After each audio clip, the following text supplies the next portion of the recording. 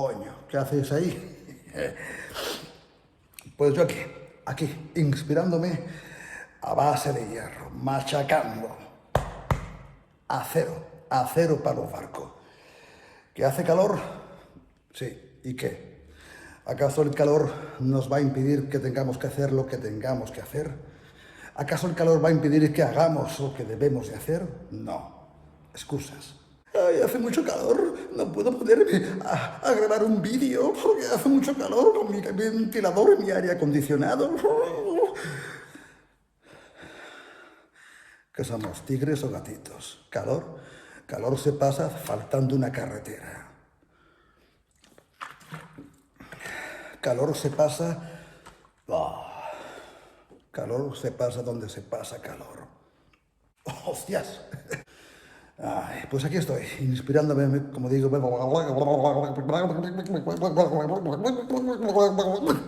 inspirándome a base de hierros para soltaros ahora aquí y aquí y ahora mi chapa, porque a fin de cuentas lo que hacemos la mayoría de los youtubers o booktubers es eso, dar la chapa. En la mayoría de los casos, algunos son auténticos profesionales, auténticos inspiradores, ¿no? No es mi caso, yo soy uno más de los que dan la chapa. No me considero un creador de contenidos, me parece una palabra para mí absolutamente petulante. Creadora de contenidos. Pero si lo que venimos haciendo la mayoría de los youtubers o booktubers, bueno, hablaré por mí, porque esto es ni más ni menos que dar la chapa. Lo que yo hablo, lo que yo digo, lo que yo suelto aquí, pues prácticamente no se diferencia mucho a lo que pueda hacer, a lo que pueda hablar, soltar, platicar en una barra de bar, santos lugares, o en una terracita, ¿no? Sentado a gusto con tus amigos o con tus colegas. Y lo hago aquí. También porque esto fue una apuesta con mi antigua profesora de ortoprosodia de la facultad, Josephine, ya nos vemos, a la cual le dije, ya sabéis, que cualquier gilipollas se abre un canal de YouTube. He aquí la prueba, ya lo he dicho en otra ocasión, y aquí estoy, le he cogido el gusto.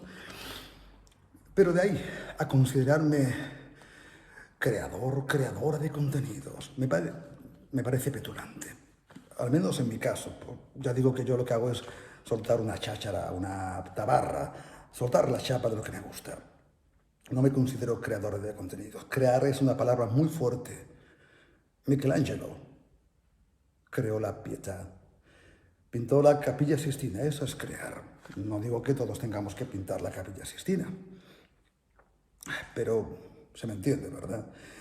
De ahí a crear, a sentirme creador, y más aún, a encima tener la cara dura de abrirme un Patreon para que donéis dinero y comprarme supuestamente una cámara nueva o gastármelo en cubatas.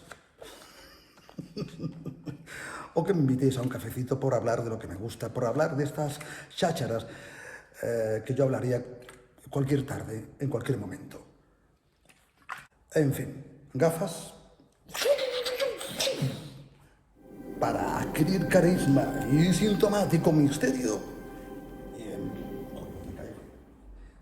Y empezamos. Saludos cordiales, soy Janos Lan y esto no es lo que parece. Habíamos hablado anteriormente de ese tipo de narrador que nos lleva de la mano durante el relato. Son los narradores personajes. El narrador personaje, como su propio nombre indica, forma parte de la historia. Es un personaje más de la trama y es a la vez el que nos la cuenta. Y nos la cuenta desde el yo. Yo me levanté de la cama y me asomé a la ventana. Yo lancé la flecha que raudo buscó su destino. Yo me embarqué en aquel barco destartalado. Es decir, nos cuenta la cosa desde la primera persona y generalmente en singular.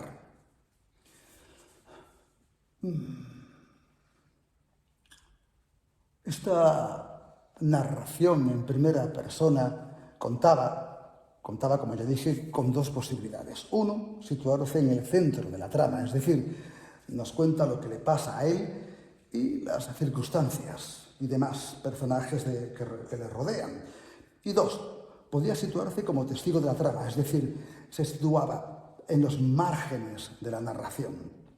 Pero ahora nos espera otro narrador, un tanto diferente. Digamos que en este punto de vista, este narrador se sitúa desde fuera, desde el exterior de la historia. Es un narrador que está viendo los hechos y nos lo cuenta. Y al igual que en el anterior punto de vista, este narrador cuenta con dos posibilidades también.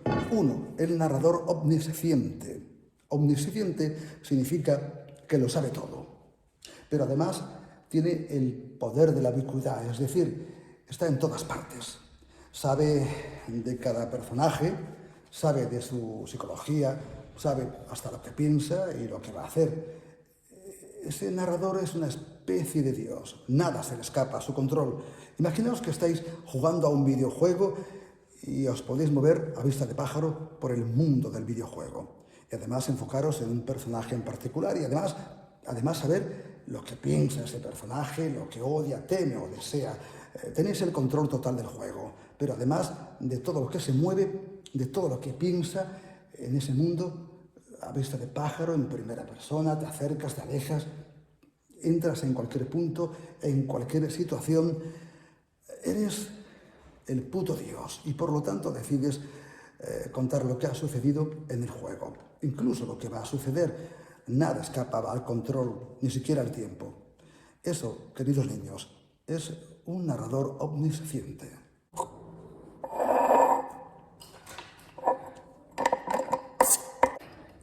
Que entrene, que grabe con calor y que me diga a la calor tampoco quiere decir que...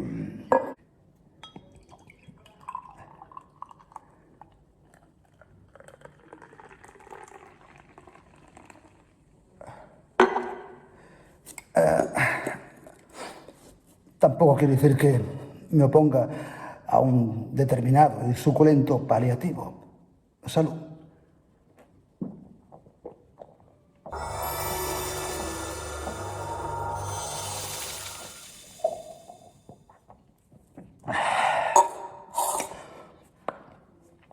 Continuamos.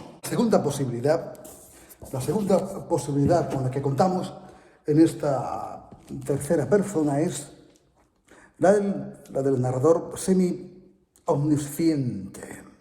Es decir, si el anterior narrador era un dios, este sería un semidios.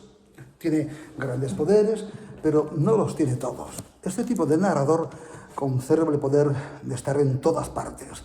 Es decir, sigue siendo ubicuo, pero ya no es capaz de penetrar los pensamientos de los personajes. Ahí no llega. Vamos a desgajar un poco a cada uno de estos puntos de vista. Uno, el narrador omnisciente. Como decimos, es el jodido Dios, el puto Dios que todo lo ve, que todo lo sabe, y esta forma de contar la historia fue preponderante en el siglo XIX y es como un denominador en todas las grandes novelas de la época. Eran las llamadas novelas de Río porque, aunque centradas en una historia concreta, narraban también una sociedad en general, un conflicto humano e histórico. Tomemos por caso y ejemplo títulos como Guerra y Paz o Ana Karenina de Tolstoy. Entonces, cuando tú decides escribir en tercera persona con un narrador omnisciente, con un narrador Dios, te preguntas o deberías preguntarte qué puede hacer este tipo de narrador o qué derechos tiene. Fácil la respuesta, par 10. Como cualquier Dios, los tiene todos, o casi todos. Si tú empiezas, si tú decides, si eliges escribir así, que sepas que este narrador puede, uno, hacer comentarios en mitad de la acción, puede opinar, puede divagar, zanjar sobre lo que está sucediendo y además puede dar su visión de la vida, de lo que le parece, lo que ve y de lo que pasa en el relato. Dos, no lo olvides, es ubicuo. en el espacio, pero también en el tiempo. Puede estar en dos lugares a la vez y también en años o en épocas distintas. Puede hablar del pasado, del presente e incluso del futuro.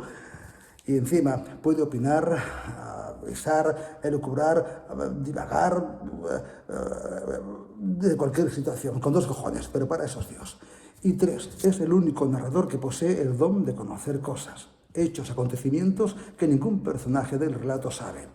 Puede llegar hasta sus pensamientos, cosa que puede hacer ningún personaje de la novela, ya sea secundario o semipensionista. Por poder puede saber hasta lo que sueña tal personaje y nos los chivata sin poder. Da igual si ese personaje olvida su sueño, nuestro narrador omnisciente no olvida nada. Sabe más de un personaje que el propio personaje, porque tiene la puerta abierta a su mente, a sus miedos, a sus traumas, a sus secretos, a sus vicios, a sus anhelos.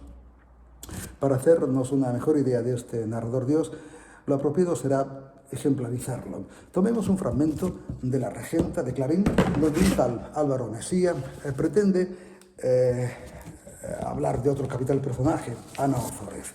Y esto es lo que nos cuenta el narrador Dios al respecto. Para tener idea de lo que Mesía pensaba del prestigio de su físico, hay que figurarse una máquina eléctrica, con conciencia de que puede echar chispas. Él se creía una máquina eléctrica de amor. La cuestión era que la máquina estuviese preparada. Era fatuo hasta ese extremo, pero dígase en su abono que nadie lo sabía y que podía citar numerosos hechos que acreditaban el motivo de aquella vanidad monstruosa. Se creía hombre de talento. Él era principalmente un político. Confiaba en su experiencia de hombre de mundo y en su arte de tenorio, pero humildemente se declaraba a sí mismo que todo esto era nada comparado con el prestigio de su belleza corporal. Para seducir a mujeres gastadas, a hitas de amor mimosas, de gustos estragados, tal vez no basta la figura, ni es lo principal siquiera, pero las vírgenes honradas, conocía él otra clase, y las casadas honestas se rinden al buen mozo. ¿Os dais cuenta? Este narrador sábelo todo. No transmite como Álvaro Mesía se cree. Es capaz de entrar en la mente de Álvaro y en cada uno de sus pensamientos. Nos dice cómo se ve Álvaro a sí mismo. Nos dice cómo es en realidad. Y nos dice cómo lo ven los demás. ¡Qué maravilla! Ya sabéis que cada uno de nosotros tiene 3 personalidades en una. 1, la primera es como la que nos creemos que somos. 2, la segunda es como los demás nos ven. Y 3, la tercera es la que realmente somos. Bien, pues este narrador jodidamente poderoso puede verlas todas. Esta forma de visión, este Dios omnisciente, fue perdiendo fuerza con las novelas modernas, donde se busca más mostrar que contar. Se busca un narrador que, aun sabiendo todo y siendo ubicuo, no se inmiscuya, no opine, no tome partido en los pensamientos de los personajes. Está ahí como narrador todopoderoso, pero de forma invisible. Pero eso sería materia para otro taller de hierros. Pero tengo que decir que para mí, y esto es una opinión subjetiva, personal, aunque perfectamente transferible, un buen narrador tiene que ser como un buen camarero, que está ahí cuando se le necesita, no más ni menos. Hay camareros que te cuesta la misma vida que te atiendan. Pasan por tu lado, levantas la mano, no te atreves a dar una voz, menos un silbido, por educación y decencia, pero sabes que te ha visto, sabes que lo estás llamando, pero se hace long, hijo de puta, y siempre atiende a la mesa de al lado. Eso es un narrador descuidado que acaba aburriendo. No está atendiendo convenientemente los bebestibles y comestibles de la novela. Y esta decae y, por tanto, los clientes se aburren y se van sin terminar de cenar. Asimismo, tú cierras el libro y abandonas la lectura. En el mejor de los casos, los clientes terminan la cena, pero no volverán a ese restaurante. Y tú terminarás el libro, pero difícilmente volverás a comprar nada de ese autor. En el polo opuesto está el camarero pelmazo, que no para de preguntarte si te ha gustado el filete, si las patatas bravas están realmente bravas o si la ensalada estaba bien alineada. Se hace buena o mala temperatura en el local y te comenta la clientela que para por el mismo local. Asimismo, te dice si quieres otra cerveza cuando apenas has probado la que te acaba de servirte o si quieres algo más cuando te está poniendo el primer plato. Camarero pelmas, que no paran quietos y que no te dejan probar bocado sin estar ahí. Son cansinos porque has ido a cenar solo o con tu pareja y acabáis siendo uno más en la mesa. Te explica cómo han pasado por la plancha los chipirones, cómo hacen para emulsionar o deconstruir la tortilla de patatas. Te comenta lo elegante que vas y lo guapo que es tu pareja y clamas por dentro, santa condona del sagrado profiláctico, yo solo quiero comer en paz. Y acabas igual, no terminas la cena o no vuelves más. Ya digo, en las novelas pasa como en los restaurantes, falta profesionalidad. O se pasan o no llegan. El buen camarero está ahí, repito, cuando realmente se necesita, cuando no, es invisible. Pero baste que levantes la mano, muestres un gesto, el menor gesto, para que aparezca no se sabe dónde y te arrimes esa cerveza que ya empezaba a hacerte falta porque se atragantaba el entrecodo. Pues lo mismo sucede con los narradores. Espero se me haya entendido. Un inciso. Ya sabes que todo entrenamiento consta de variadas repeticiones, muchas repeticiones o pocas repeticiones. Da igual, depende del entrenamiento. Lo que es importante es que cada repetición la hagas como si sea la última de tu vida. Aquí y ahora. Concéntrate en esa repetición como si no fueras a hacer otra. Concéntrate en esa repetición como si fuera la única. Como si no fueras a hacer ninguna más. El 100% en cada repetición. Esa es la clave. Ahora vamos a por el otro narrador, el cuasi omnisciente, el semidios. Porque resulta que a lo largo y ancho del siglo XX muchos autores tienen la sensación de que un narrador Dios, que todo lo sabe, que opina, que se inmiscuye, que todo lo ve, etc., da una pátina de artificialidad. Se empieza a utilizar esa forma de contar en tercera persona, pero de otra forma. Pero esta búsqueda tuvo la influencia de los nuevos medios, como el cine, que hizo que empezara a verse la narración como una cámara de cine. Está donde quiere estar, pero no se mete en la conciencia del protagonista, no adivina sus pensamientos, aunque sigue con el poder de estar en cualquier parte, en cualquier lugar de la narración. Nos da una visión, unos hechos de los cuales nosotros tendremos que sacar unas conclusiones para saber qué puede estar pensando el personaje, qué traumas rondan su cabeza, qué trama, qué teme, etc. Es decir, nos muestra y a través de ese muestrario obtenemos la información. Una de las formas más efectivas que posee este narrador semidios de adentrarse en la psicología, en los sentimientos, etc., es a través del diálogo. Una herramienta maravillosa, sin duda alguna, que no siempre se utiliza o se sabe utilizar, porque utilizar buenos diálogos pertinentes, que no sea un hablar por hablar, es tarea ardua y al alcance de avezados. Pocos iniciados en este noble arte de la literatura dominan tamaña cuestión, pocos salen airosos de semejante lance, y de semejante lance con un mínimo de dignidad. Construir buenos diálogos sería cuestión de otro duro entreno en este taller de hierros, pero, queridos tigres, también sucede en la vida real, que confundimos a una persona charlatana con un buen hablador. Hablar mucho no te convierte en un buen conversador. Hablar mucho es, a priori, solo eso, hablar mucho. El buen conversador no necesariamente tiene que hablar mucho. En realidad, ¿quieres que te cuente el auténtico secreto para que te consideren un buen conversador? Muy fácil. Para ser un buen conversador o hablador, Procura ser antes un buen escuchador. Siendo un buen escuchador, casi ni te hará falta hablar. La gente te verá como un magnífico conversador. Sí, queridos tigres, como con el ego hemos topado. Vamos a echarle un poquillo más de sudor, y puta, con la cara que tiene. Sudor, sudor.